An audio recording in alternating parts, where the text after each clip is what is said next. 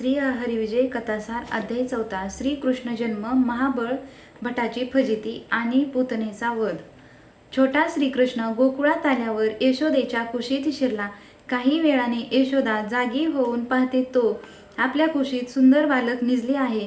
त्याला पाहताच ती उठून बसली। त्या बालकास तिने मांडीवर घेऊन निहाळले। त्या बालकास कोठे ठेवू अन कोठे ठेवू नये असं तिला झालं। ते मनोहर रूप ती डोळ्यात साठवू लागली। इतक्यात बाळ जागे झाले। त्याने यशोदाकडे पाहून हास्य केले, उजव्या पायाचा अंगठा धरून मुखात घातला आणि तो चोखू लागला। यशोदेला मुलगा झाला ही बातमी सर्व गोकुळात पसरली। सर्वत्र आनंदी आनंद झाला। रोहिणी व सर्व गोवळणी तिला आणि श्रीकृष्णास पाहण्यासाठी नंदाच्या वाड्यात आल्या।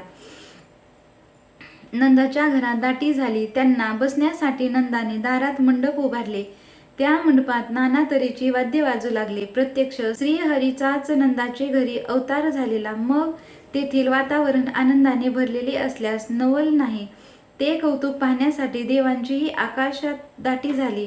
नंदाने कुलोपाध्याय गर्गमुनी यांना बालकाचे जातक वर्तविण्यासाठी बोलविले। त्या दिवशी कृष्णाचा जन्म झाला। त्या दिवशी गोकुळात पर्जन्यवृष्टी झाली। गर्गमुनी आणि नंद यशोदेच्या महालात आले। श्रीकृष्णाला पाहताच नंदाला आनंद झाला। त्याने पुत्रजन्मीप्रीत्यर्थ 2 लक्ष गायी, नाना प्रकारची रत्ने, पुष्कळ अहंकार आणि वस्त्रे दान केली। गवळ्यांनी नंदाची पूजा करून त्याला मोठमोठे अहेर अर्पण केली। गवळणींनो यशोदेला वाणे देऊन तिचा धन्य धन्य म्हणून जय जयकार केला। बाळाला पाहताच प्रत्येक गवळणीनं त्याचे कौतुक केले। गर्गमुनीने बालकाचे मुखावलोकन केले आणि ते बालकाचे जातक सांगू लागले। बालकाचा हात पाहून व जन्मकाळची वेळ पाहून गर्गमुनी म्हणाले, यशोदे तुझे भाग्य थोर आहे।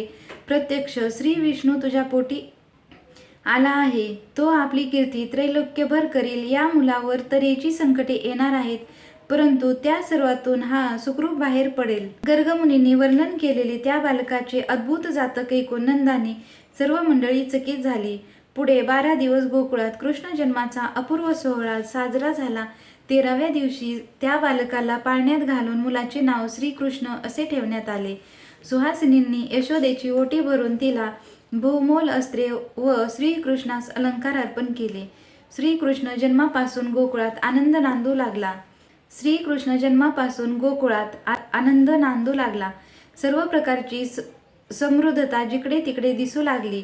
मथुरेत मात्र याच्या उलट सर्व चिन्हे दिसू लागली। कन्या निष्ठून गगनात शिरली। त्या दिवसापासून कंसाचे मन धाकाने व्यापून गेले। त्याला ध्यानी मनी स्वप्नी आठवा दिसू लागला। एकदा कंस राजसभेत जात असताना अकस्मात त्याच्या मस्तकावरून मुकुट खाली पडला। त्याला नाना प्रकारची स्वप्ने पडू लागली। एकाएकी त्याच्या छत्राचा दांडा मोडून ते कोसळले। अशी होत असलेली दृश्य चिन्हे पाहून कंस फारच घाबरला। शेवटी त्याने सर्व महाबलाढ्य राक्षस मित्रांना बोलाविले। तो म्हणाला, जसे राजाने प्रजेला सुख द्यावे तसे प्रजेने राजाला सुखी ठेवण्यास झटावे। मला तर आकाशवाणीचा निज ध्यास लागला आहे। जो कोणी माझा खरा मित्र असेल त्याने कोणत्याही रीतीने गोकुळात जाऊन माझा वैरी शोधून त्यास जीवे मारावे, म्हणजे मला जीवदानी दिल्यासारखे होईल। कंसाचे बोलणे ऐकून महाबळ दैत्य ज्योतिषी भुवाचे सोंग घेऊन कंसाच्या शत्रूचा शोध आणि नाश करण्यासाठी गोकुळाकडे निघाला। त्याने घरोघर फिरून बऱ्याच बायका नादास लाविल्या। त्यांनी हा महाबळ भटा श्रीकृष्ण जन्मीची हकीकत सांगून नंदाच्या घरी नेले। भटजींनी चांगले स्वागत करून श्रीकृष्णाचे जन्मटिपण त्याच्या हातात दिले। त्यात जे जातक आहे ते वर्णन करण्याविषयी विनंती केली। नंतर महाबळ भट म्हणाला, या मुलाचा जन्म नक्षत्रावरून हा क्षणाचा चतुर व प्रतापी होईल यात संशय नाही। शेवटी हा मुलगा स्वकुळघातक होऊन सर्वांचा संहार करीन। यासाठी या मुलास मला द्या, न आणिता खड्ड्यात पुरा, अगर महासागरात बुडवा। महाबळ भटाच्या तोंडून हे शब्द निघताच असा चमत्कार झाला की घरातील सर्व रट्टे त्याच्या कपाळावर दिले।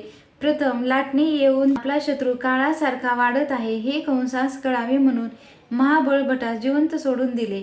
महाबळ भटाची फजिती ऐकून कंसाची घाबरगुंडी उडाली। तेव्हा पूतना राक्षसी म्हणाली, कंसा मी कृष्णाला ठार करते, तुम्ही काळजी करू नका। पूतनेने अत्यंत सुंदर स्त्रीचे रूप घेतले। ती सुंदरी रंभास दिसू लागली। ती नंदाच्या घरात आली. तिचे लावण्य पाहताच कोणीतरी स्वर्गाची देवांगना असेल असे समजून यशोदेने तिचा आदर सत्कार केला. ही आपल्या मुलास पाहावयास आली असेल म्हणून यशोदेस आनंद झाला. पुतना कृष्णाच्या पाळण्याजवळ गेली आणि म्हणाली, "अरे, तू ओळख विसरलंस काय? इकडे ये." पुतनेने कृष्णासह आपल्या पदराखाली घेतले. श्रीकृष्णाने तिच्या स्तनातील सर्व विष शोषून घेतले. स्तनातील सर्व दूधही संपून गेले. त्याने रक्त शोषण्यास आरंभ केला तेव्हा ती त्या सोडवू लागली, परंतु तो सुटतो कसाचा? तेव्हा पुतना म्हणाली, "सावळ्या, नको रे, आता जास्त ओढू सोड सोड मला. खरोखर माझा जीव आता कासावीस होऊ लागला. मी तुझ्या गोकुळात केव्हाही येणार नाही." असे ती कृष्णास आळवू लागली. ती अत्यंत व्याकुळ झाली. ती मूर्छित पडली. तरी कृष्णाने तिला सोडली नाही. अखेर तिचा तो प्रचंड राक्षसी देह धाडकन खाली कोसळला. तेव्हा लोकांनी श्रीकृष्णास उचलून घेतले आणि यशोदेजवळ दिले. यशोदेच्या नेत्रातून अश्रुधारा वाहू लागल्या. तिने श्रीकृष्णाला हृदयापाशी घट्ट धरले. इतक्यात मथुर येऊन नंद परत आला. तो त्याला हे भयंकर वृत्त समजले. पूर्वी महाबळ दैत्यांची विटंबना झाली. आता पुतनेचा हा भयंकर प्रकार खरोखर गर्गमुनीची ही दोन्ही भविष्ये खरी ठरली. नंतर गवळी लोकांनी तो मृतदेह स्मशानात नेऊन जाळून टाकला. अशा प्रकारे श्रीकृष्ण मोठ्या संकटातून वाचला.